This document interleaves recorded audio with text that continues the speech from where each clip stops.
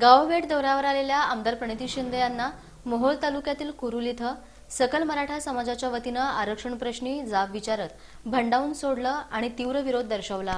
लोकसभेच्या सार्वत्रिक निवडणुकीचे वेध सर्वांनाच लागले असून त्या दृष्टीने सर्वच राजकीय पक्ष हे संपूर्ण तयारीनिशी आणि ताकदीनिशी लोकसभेच्या या रणसंग्रामात उतरण्याची तयारी करत आहेत।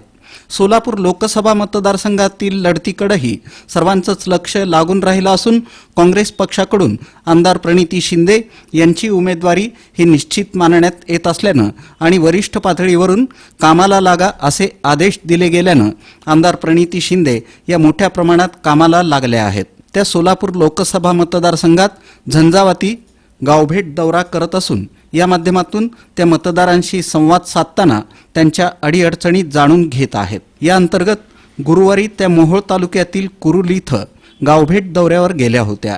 कुरुल इथल्या मारुती मंदिरात त्या या भागातील मतदारांशी संवाद साधताना यावेळी सकल मराठा समाज बांधव या ठिकाणी आले।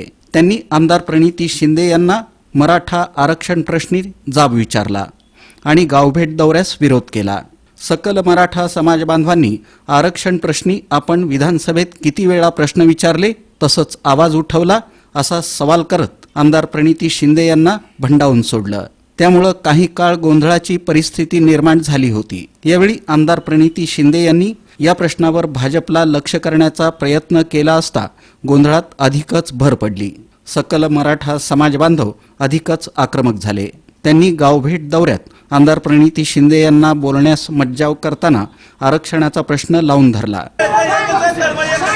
मराठा समाजाला वेळेत आणि ओबीसी मध्ये आरक्षण मिळावं यासाठी तुम्ही काय केलं? भाजप तुम्हाला आरक्षण देत नसेल 50% तर भाजपचा विरोध झालाच पाहिजे।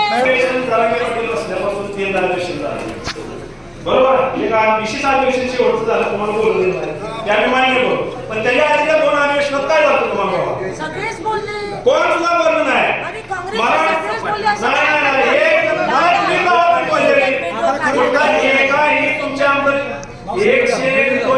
आमदार होते त्यातलं कपिल पाटील आणि 2-3 आमदार सोडले तर कोणीही